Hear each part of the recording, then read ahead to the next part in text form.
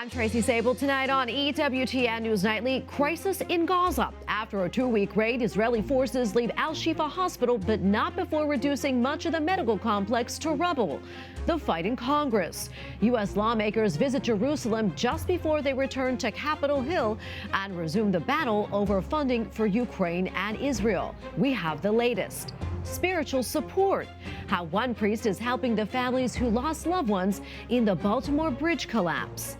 And Easter at the Vatican. 60,000 gather in St. Peter's Square to hear the Pope's message on how we can rise with Christ from the ruins of failure.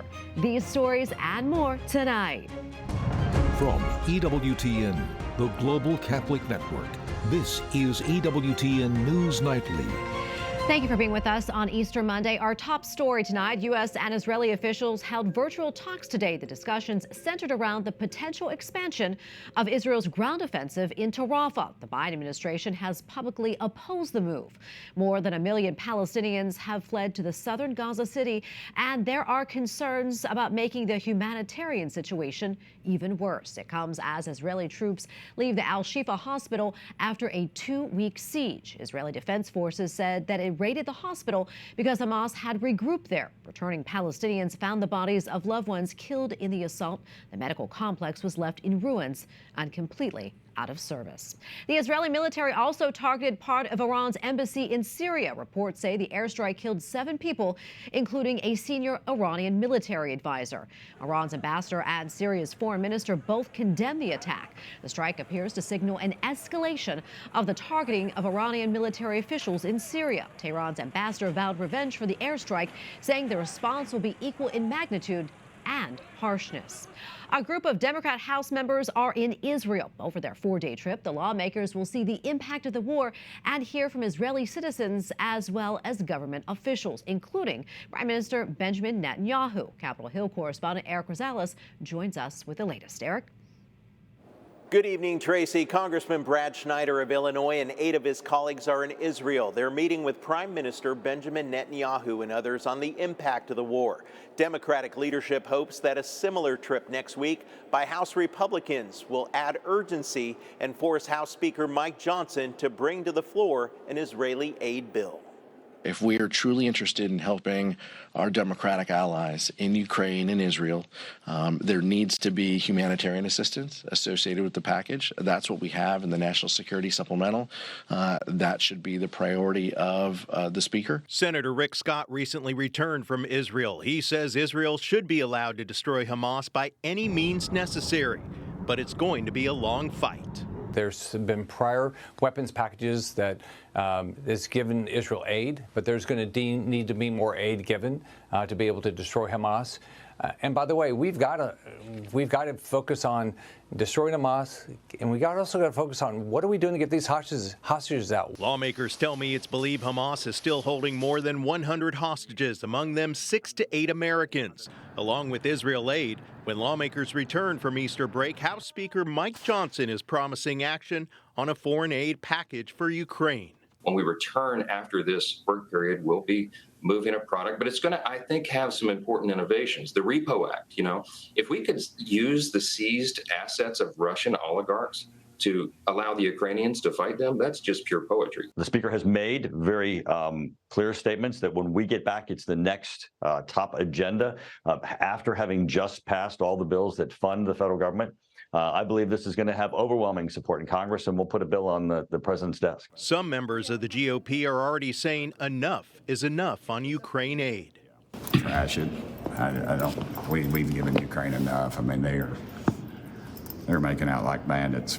And it's Europe's war. Europe needs to step up. Germany and the rest of them need to step up. House GOP Freedom Caucus members say Speaker Johnson should not put a Ukraine aid bill on the floor until there's meaningful reforms to deal with the open border crisis. And until that changes, they are a no. At the Capitol, Eric Rosales, EWTN News Nightly. Breaking tonight, the Supreme Court of Florida has upheld the state's 15-week ban on most abortions. The ruling means that a 6-week ban can soon take effect. We'll continue to follow this developing story for you. And in New York, the 3 protesters who disrupted the Easter Vigil Mass at St. Patrick's Cathedral demanding a ceasefire in Gaza have been arrested. Around 45 minutes into the vigil, the group of pro-Palestinian demonstrators approached the altar. They could be heard chanting, "Free Palestine." They were quickly escorted from the church. President Joe Biden responds to criticism from the Speaker of the House. The president defends his stance on Easter that caused controversy. EWTN News Nightly White House correspondent Owen Jensen was the only reporter to directly ask President Biden about that issue. He reports now from the White House. Good evening, Tracy. I questioned President Biden about an Easter controversy as he attended today's Easter egg roll, the White House's largest event of the year. Happy Easter!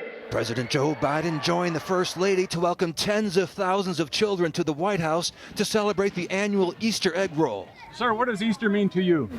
Time for forgiveness and people getting together with a little love and no phoniness. Be straight with people. But the event is raising questions. A flyer earlier welcomed children from National Guard families to submit artwork for the Easter eggs, but it banned religious symbols and overtly religious themes. A White House spokesperson was quick to point out the flyer's standard non-discrimination language requesting artwork has been used for the last 45 years, including in Democratic and Republican administrations. But President Biden also faces criticism for honoring Transgender Day of Visibility, which happened to fall on Easter. House Speaker Mike Johnson called that outrageous and abhorrent, adding, "The Biden White House has betrayed the central tenet of Easter, which is the resurrection of Jesus Christ." Speaker Johnson the other day said Speaker Johnson said you betrayed the tenet of Easter by proclaiming Easter Sunday as Transgender Day. He called that outrageous and abhorrent. What do you say to Speaker Johnson? He's thoroughly uninformed. Uninformed how? I didn't do that. The Trump campaign also called on the White House to apologize to Catholics and Christians, writing, "Sadly, these are just two more examples of the Biden administration's years-long assault on the Christian faith." But the White House pushes back again, saying the two dates just happen to coincide this year. Now, sadly, and it's not surprising, right? It is actually unsurprising that politicians are seeking to divide and weaken our country with cruel, hateful, and dishonest rhetoric. When asked about President Biden's faith, Cardinal Wilton Gregory told CBS he picks and chooses dimensions of the faith to highlight while ignoring or even contradicting other parts, especially in terms of the life issues. Cardinal Gregory compared President Biden to a cafeteria Catholic, where you choose the attractive parts of the faith and dismiss the challenging parts. At the White House, Owen Jensen, EWTN News Nightly. Meantime, with former President Trump's hush money trial set to begin in just a matter of weeks, it seems that he is stepping up his rhetoric and expressing frustration at the judge set to preside over the case. The hush money case in the state of New York is one of several the former president could face during or right after the 2024 campaign. Trump's legal team is appealing a number of the cases. Well, in a Truth Social post last week, the former president attacked Judge Juan Merchan as, quote, totally compromised. He also lashed out at the judge's daughter, who has worked for consulting firms that represent prominent Democrats. The former president called her, quote, a rabid Trump hater. These comments come following the judge's gag order on the former president. We learned today that President Biden will visit the site of the Francis Scott Key Bridge collapse on Friday. The news comes as the U.S. Coast Guard says that it is preparing a temporary route for essential vessels to travel near the wreckage. Officials say this is a phased approach to opening the main channel. We are also hearing some harrowing stories from people who passed over the bridge just before it collapsed. It still didn't hit me what had happened. So I got to work at 1:42 when I clocked in, and I was there for a little while, and one of the other workers came in and they said, "Oh, I was so glad to see your truck here when I got here because the bridge had collapsed, so we were afraid you might have been on it when it happened." And then I went online, on my phone, and I looked and I saw what had happened. At least I just couldn't believe it. Unbelievable indeed. And joining us now with more on the human impact of this tragedy is Father Eko Walker, pastor of Sacred Heart of Jesus Church in Baltimore. Father, thank you so much for being here. I understand that you've had direct contact with some of the victims' family members. It really is hard to imagine what they're going through. And of course, we're praying for all of them. That said, how are they doing? And how have you been able to console them? It's been a very difficult situation for all of the families, especially the the fact that there was a bit of uncertainty initially as the story unfolded, as the developments unfolded, my ministry to them was, in the beginning, a ministry of presence. You know, I was there as clergy to support them, to comfort them in the way that they needed to be comforted.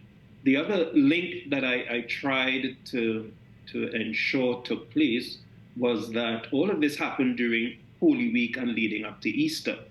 So the need to believe in Jesus Christ resurrected despite the difficulties of this bridge collapse, despite the difficulties of the suffering.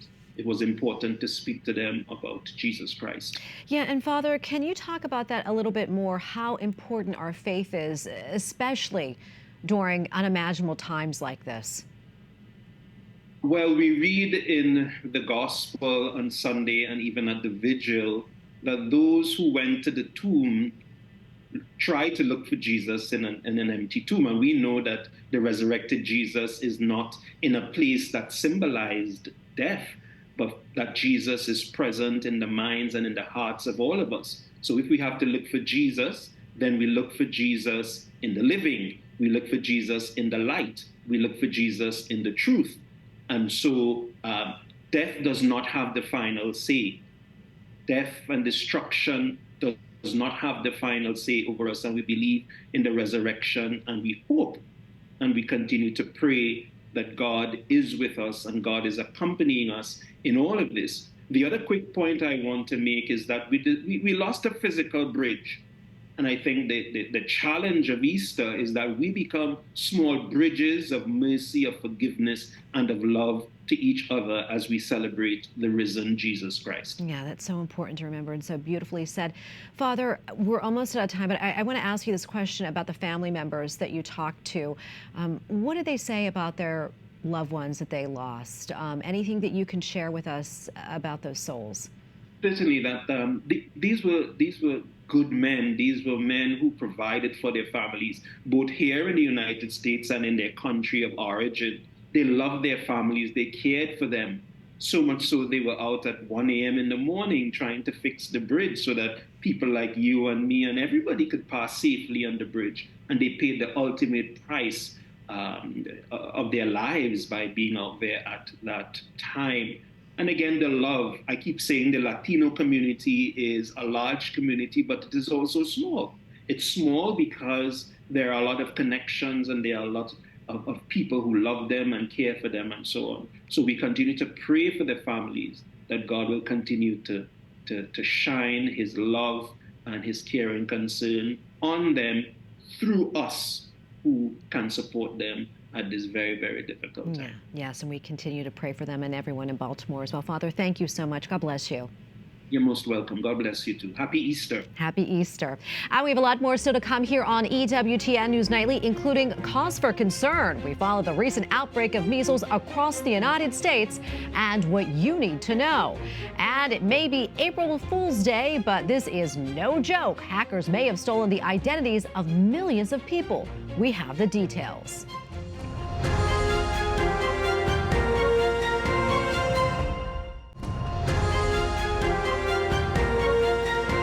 Welcome back. The Centers for Disease Control says that as of late last month, there were nearly 100 recorded cases of measles here in the United States. That is compared to last year when there were 58 reported cases in all of 2023. Symptoms of measles include fever, cough, small grayish-white spots in the mouth, and loss of appetite. And here to tell us more about measles and the recent outbreak is Dr. Paul Cieslak, Medical Director for Communicable Diseases and Immunizations at the Public Health Division of the Oregon Health Authority. Doctor, good to see you again. So what more can you tell us about this recent outbreak? Well, measles was declared eradicated in the United States back in the year 2000, which means that we don't see any transmission here unless it's imported from another country where their measles is circulating more widely. So certainly these cases of measles started with importations from abroad. There's still a lot of measles going on in Europe. And most of us are at very low risk because we're either vaccinated or we had measles as a kid. But the younger generations, if they're unvaccinated, they're at risk. And if you put a case of measles into a highly susceptible population, it really spreads like wildfire. Basically, everybody who's susceptible is going to get it. Yeah, and what about herd immunity, though, in all of this? Right. Well, with measles, because it's so highly contagious, you need a very high proportion of the population to be immune before you get so-called herd immunity. You probably need upwards of 93% of the population to be immune. We have, certainly a lot of schools and entire states, in fact, where vaccination rates measured at kindergarten are hovering around 90%, which is well below the herd immunity threshold. And, we have some schools where it's very, very low indeed, where almost none of the children are vaccinated. And that's, dry tinder waiting for a match as far as measles is concerned. Put a case of measles in that kind of environment, and basically everybody's going to contract it before public health can even move in and do anything. Yeah, where are we seeing most of these cases, do you know? Chicago actually has most of the 97 cases reported in the United States as of March 28th. Wow. And something to look out for sure. What should parents be on the lookout for? Well, first of all, I would say make sure that your child is vaccinated. 2 doses are recommended. The first one is typically given at 12 to 15 months of age, and the second dose in the preschool ages, 4 to 6 years of age. And if you've had those 2 doses, you're at very, very low risk.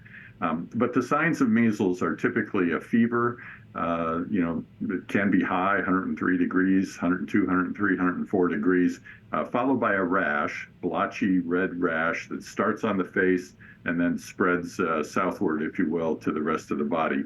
The other symptoms that go along with it are what we call the 3 C's: cough, coryza, conjunctivitis. Coryza is basically stuffiness, a head cold, and conjunctivitis is inflammation of the eyes. So red eyes and cough, along with the fever and a rash, should suggest measles to you. Doctor, we're almost out of time, but quickly, are there any other diseases that you're concerned about, maybe on the radar for you, and what should we be watching out for as parents?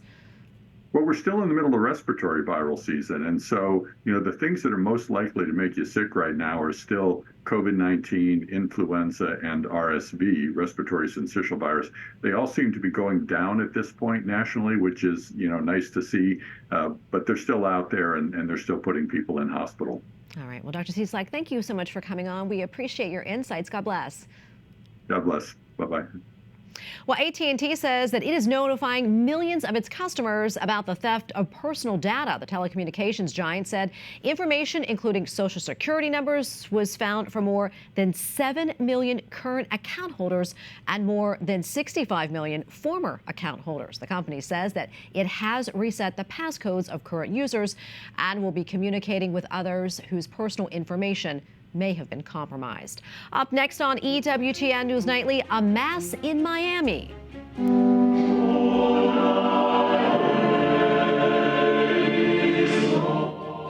We take you to Florida and a tribute for those overlooked by today's society. Plus, they're on a roll. A look at the Easter egg festivities at the White House.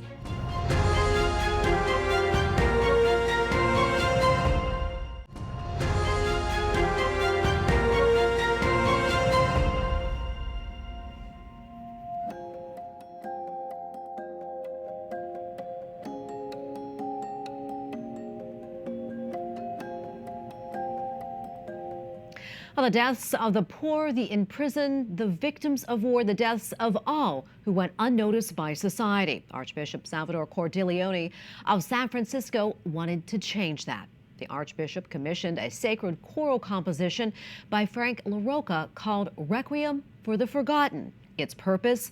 To pray for the repose of the souls of the forgotten and remind the faithful of our mission to recognize and help those who are marginalized. At its premiere at Epiphany Catholic Church in Miami, participants told us more about the meaning of the Requiem for the Forgotten.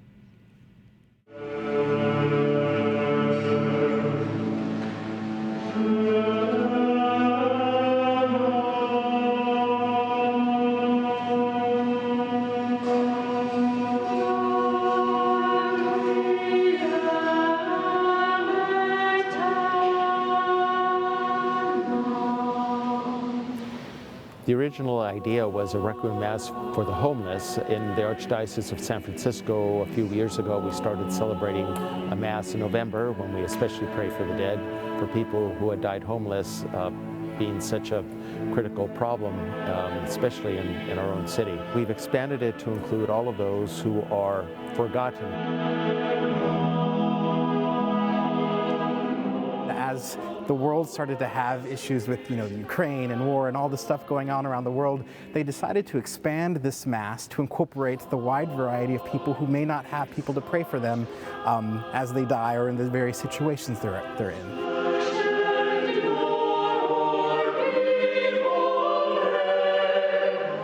I will be praying in a particular way for children who have been abandoned, forgotten, not only in our own country, but in other countries as well.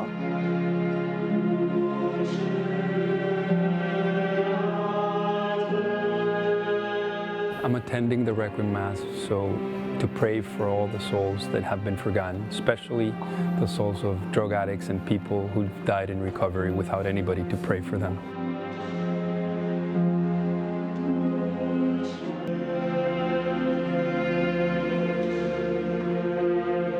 This Mass really is a prayer.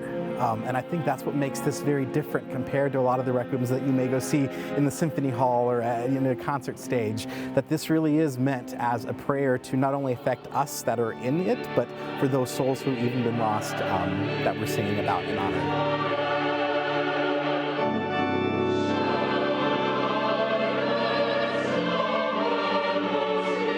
A piece like this is something that was brought here. We were specifically chosen. This music was specifically dedicated for things happening today.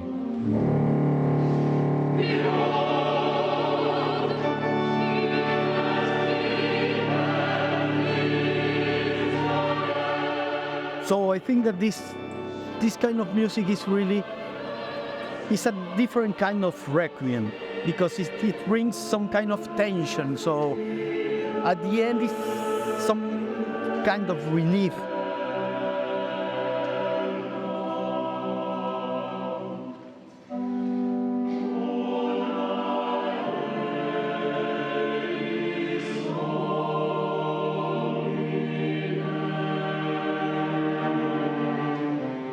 I realize this project calls attention to a lot of misery and oppression, but the idea is to use the arts to call attention to it and to help to unite and heal.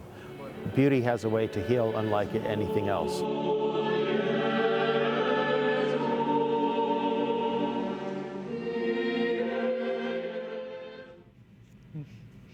Well, finally tonight, Pope Francis wrapped up his busy Holy Week with a traditional Easter Monday message. The Holy Father reminded the faithful that the resurrection of Jesus changes our lives completely and forever. The address wrapped up a busy few days for Pope Francis in Rome.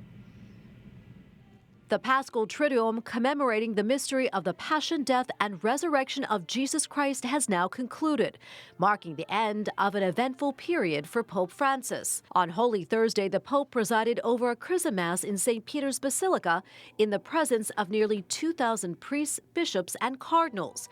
In his 25-minute-long homily, the Holy Father encouraged the priests to turn their gaze upon the crucified Lord and embrace compunction, a piercing of the heart that evokes healing tears of repentance. It is a beneficial piercing that purifies and heals the heart. Once we recognize our sin, our hearts can be open to the working of the Holy Spirit, the source of living water that wells up within us and brings tears to our eyes. Maintaining a custom that he's practiced since the beginning of his papacy, Pope Francis celebrated the Holy Thursday Mass in prison. This time, the Pope went to Rebibbia Women's Prison in Rome, washing the feet of 12 female inmates. On Good Friday afternoon, the Holy Father presided over the liturgy of the Passion and Death of Jesus Christ in St. Peter's Basilica. After the proclamation of the Passion, the homily was delivered by Cardinal Raniero Cantalamessa.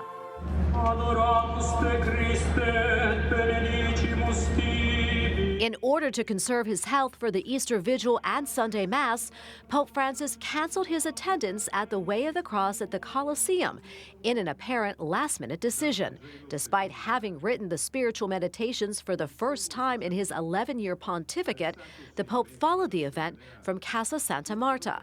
On Saturday night, the Holy Father presided over the traditional Easter Vigil Mass in the Vatican Basilica. Drawing from the gospel narrative of the women at the empty tomb, Pope Francis reminded the faithful that by saying yes to Christ, no stone will block the way to our hearts. Ecco la Pasqua di Cristo. This is the Pasch of Christ, the revelation of God's power, the victory of life over death, the triumph of light over darkness, the rebirth of hope amid the ruins of failure. On the following Easter Sunday morning, Pope Francis celebrated Holy Mass in St. Peter's Square in the presence of approximately 60,000 people. Concluding this year's program of Easter celebrations, the Pope then gave the traditional Urbi et Orbi blessing, praying especially for the victims of the many conflicts worldwide, as well as those of abortion and human trafficking. And we thank you for watching tonight. Remember, you can follow us on social media, Facebook, X, and Instagram at EWTN News Nightly. I'm Tracy Sabol. Good night, and God bless.